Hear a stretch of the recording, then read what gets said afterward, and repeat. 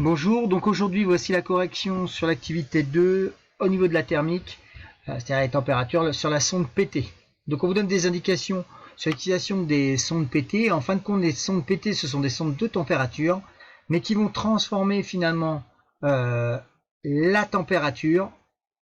Leur fonctionnement est basé sur la variation de résistance selon la température, c'est-à-dire que la mesure de la résistance va vous permettre finalement de donner la température. Donc on va noter là, c'est marqué, la variation de température varie, la résistance varie, la résistance varie suivant la température. C'est-à-dire que la mesure de la résistance va vous permettre de connaître la température. Ici, nous avons ici le symbole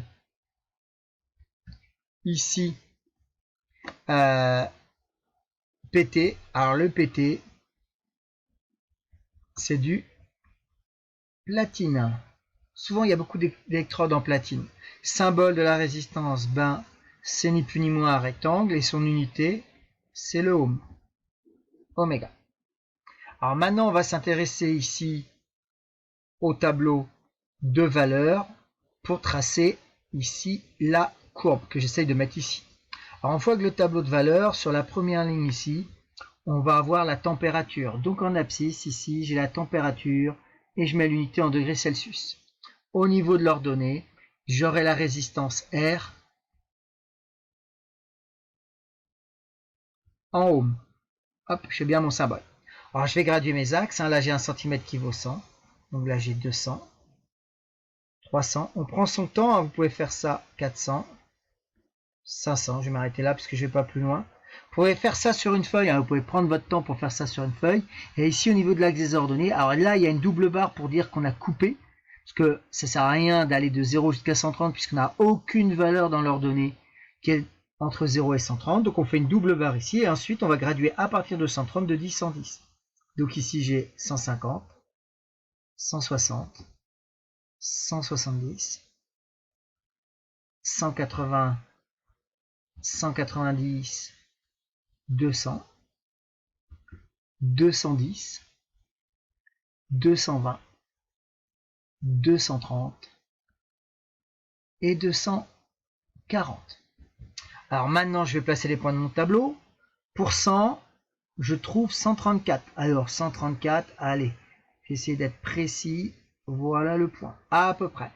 Pour 200, 169,5, donc on est quasiment à 170. Pour 300, je suis à 204, donc 200, je suis là.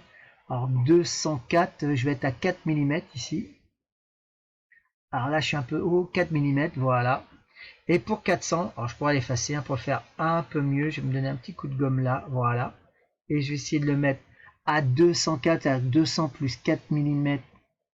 Donc je vais être, j'arrive pas, je vais être un peu plus bas que ça. Et le dernier 400, 239, voilà, je suis à 1 mm au-dessous. Bon, on fait au mieux. D'accord? Donc voilà. Alors, première remarque que je vois, d'accord, c'est qu'ici, mes points, ils ont l'air alignés. Donc s'ils sont alignés, je vais pouvoir ici tracer une droite. Alors, je sais pas. Voilà ma droite. Voilà. Donc je vais la tracer. Alors, je sais pas. Voilà. Voilà ma droite. Je trace ici ma droite. D'accord? Donc voilà ici ce que je vais utiliser pour la suite. Voilà ma droite, placez les points. Ok, on passe à la question 2. Donc la question 2, ici elle a tracé approximativement la droite en passant par les 4 points. C'est fait. Est-ce que les grandeurs sont proportionnelles? Ben non, puisque pour avoir des grandeurs proportionnelles, il faut une droite qui passe par l'origine. On a bien une droite, mais elle ne passe pas par l'origine. Non, car la droite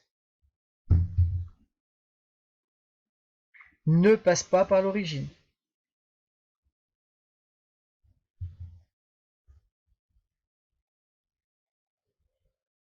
D'accord? Alors effectivement, ici, vous avez une équation de droite qui est égale à x plus b.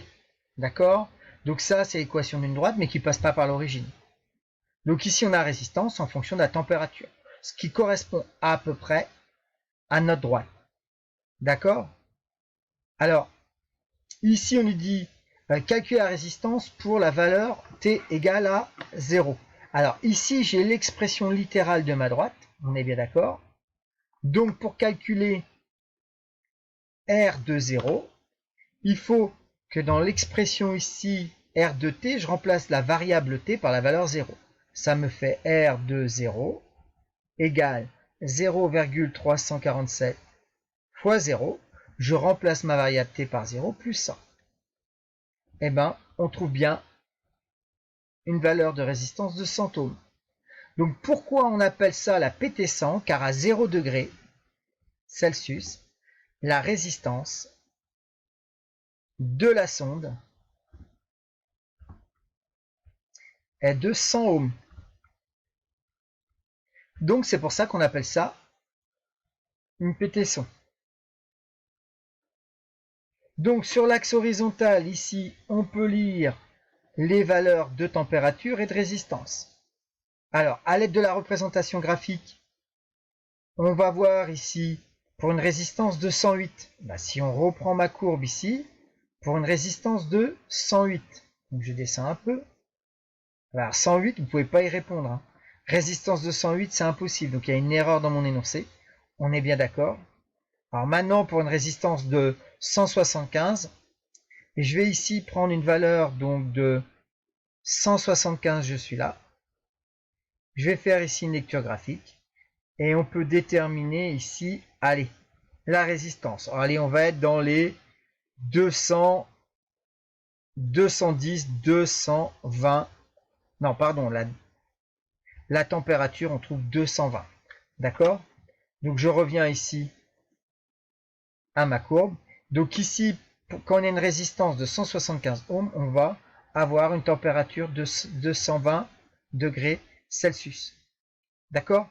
Donc comment varie la résistance de la sonde? On va voir que la courbe elle est croissante, donc la résistance augmente quand la température augmente.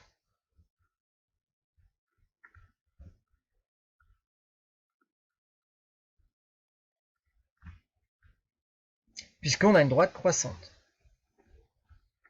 Donc ici, on ne peut pas trouver ce calcul-là. Je m'excuse, il y a une petite erreur dans l'annoncé. J'aurais dû mettre une autre valeur. Alors, on peut, d'accord? Donc ça, c'était pas possible à faire puisque la courbe, on ne voyait pas la droite à ce niveau-là. Voilà, je vous remercie pour votre écoute. Bon courage.